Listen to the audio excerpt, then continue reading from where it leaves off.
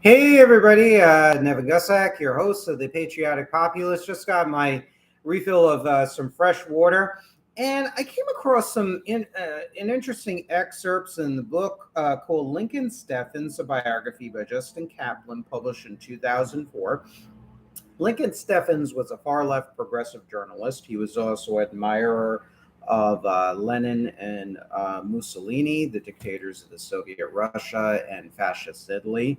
And then also, I came, of all places, in an article, the Left Progressive blog, thedailycoast.com, in an article called The Republican Party and Gutter Dämmerung from February 7th, 2009.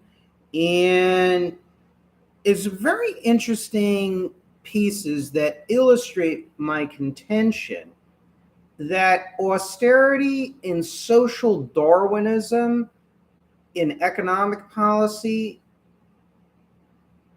is like during a depression, especially, or a major recession and growing in economic and social inequality, actually breeds extremist totalitarian ideologies like communism or fascism. So now, one of my friends who I met at my job, Iris Sandler, who I hope down the road to have on this show. Iris Sandler is a retired journalist. He was a board member of the local Friends of the Lauderhill Central Park Library. He's an elderly gentleman. He's also an old school liberal Democrat, very anti-communist, very pro-Israel, for capitalism, but the type of capitalism that, to a degree, that we support on this show. And he shared with me a fascinating piece of information that he said he read in a book. He didn't remember which book it was, unfortunately, but I think I kind of half tracked some of the information down. And he said that the Communist Party of the United States in 1932 secretly and quietly ordered its members to actually vote for Herbert Hoover instead of Franklin Roosevelt. Now, yes, William Z. Foster ran on the Communist Party USA ticket in 1932. I know that. But apparently, side by side, the communists also told their membership, or suggested to their membership, that I should vote for Herbert Hoover. Why? Because under Hoover, the United States, the federal government would continue pro-corporate, pro-big business policies that would continue to make life much more difficult to the impoverished Americans, and would continue to make at least the super wealthy more super wealthy, at least in the short term. This idea that the best government is the government that governs the least crowd. During a recession, it was the communist belief that those ideas would sharpen further the class divides, generate resentment, and sow the seeds for a communist revolution. And I actually found some of the information on this, and it is fascinating. Now, you will never hear this from any other anti-communist broadcaster or writer other than myself, as far as I know. And I have to give myself a little pat on the back here, okay? You'll never hear this because they're all captured by Reaganism and Tea Party crap and globalism and social Darwinism in many ways. On this show, we're not for social Darwinism. We're not for globalism. We're not for austerity in response to economic dislocations, depressions, recessions, inflations, stagflations, etc. No, we're not. Now, we are for thrifting government and proper spending and watching our pennies. Totally agree with that. And yes, unnecessary expenses should be cut.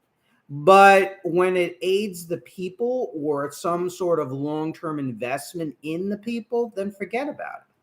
Then we will spend what needs to be spent in order to achieve a goal. So anyways, so this Daily Kos article from February 7th, 2009, stated in 1932, the communists did field a candidate, William Z. Foster, as we mentioned, who nationwide polled 100,000 votes. It's 100,000 votes too many, in my opinion. But the party chiefs quietly told their members to vote for Herbert Hoover, and even if they could, to disguise themselves as Republicans and volunteer to re-elect Hoover. The American Communist Party leaders were convinced that a re-elected Hoover would not serve out a second term. There would either be a fascist or a communist revolution, and they were willing to risk the former for the hope of the latter.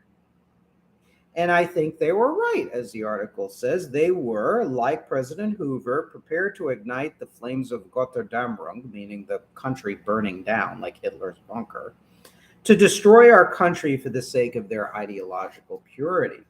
Now, the biography of Lincoln Steffens, the far-left, hardcore, left-wing, muckraking journalist, Lincoln Steffens, a biography by Justin Kaplan, mentioned that in the interest of hastening the revolution, Lincoln Steffens was urging in the Carmelite, which is publication, it was probably more effective to vote for Herbert Hoover than for William Z. Foster, the presidential candidate of the Communist Party.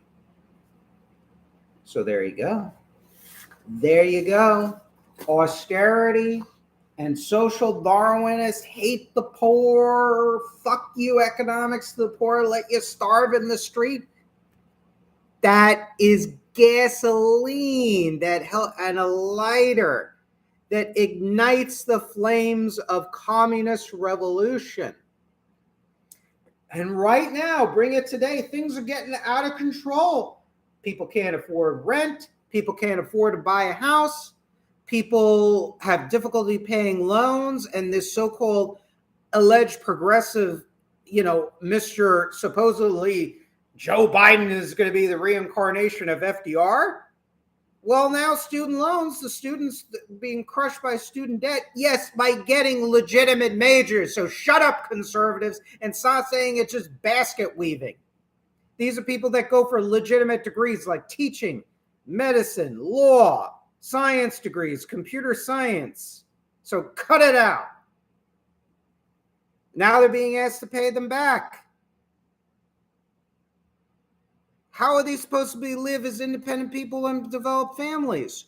So there you have neo-Nazis and communists, particularly the left, is taking advantage of this and saying the American dream is dead, that capitalism and freedom needs to be overthrown because it is failing the people. And in a way, they're right. Neoliberalism, political and economic liberalism, untrammeled political and economic liberalism leads to the advent, potentially, of totalitarian control.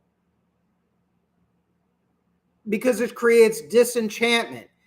And the extreme left knows that. They knew that back in the Great Depression in 1929 to 1939. And now they know it too as well in recent years and today.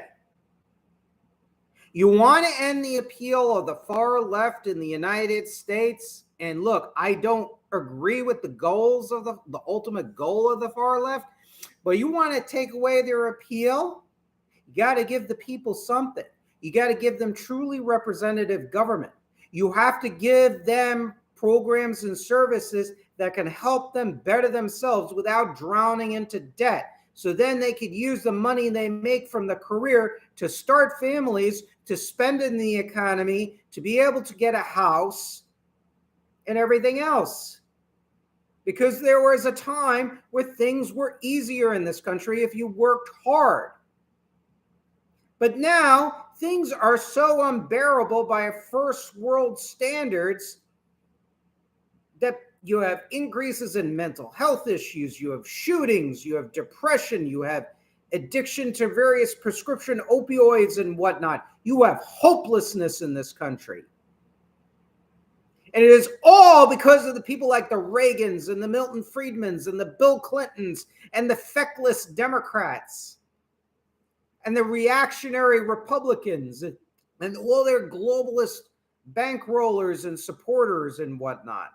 It is their fault that the extreme left is gaining ground in the United States. Their fault. It is Wall Street's fault. other than perhaps some of the more patriotic, super wealthy people like Nick Hanauer and others. Radical civic nationalism seeks to essentially overthrow these forces, put them back in their box. If they want to make money, fine. I have no problem with big profits. But when it comes to the expense of our national security, our survival as a nation, and a common shared but earned prosperity of the people, then I have a problem. Then the authoritarian hammer of the federal government and nationalist government will come swinging down, and swinging down hard.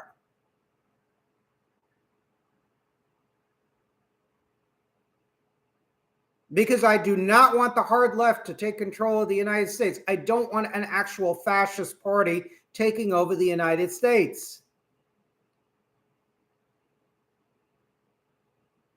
So there are the solutions.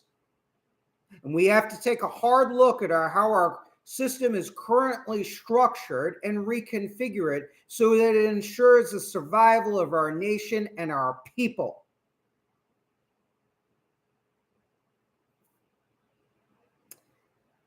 And with that stated, I conclude this live stream, and we'll do some more. And thank you all for joining me. Thank you for the 2 likes. Thank you also for the 1 like in the other program that I just did regarding the Soviet support for the Arab oil embargo and the kind of going off on globalists and corporations and free market economists and how they played a huge role in the United States of becoming energy interdependent with the Arab and other countries. So thank you all for liking and listening, and we got more coming tonight.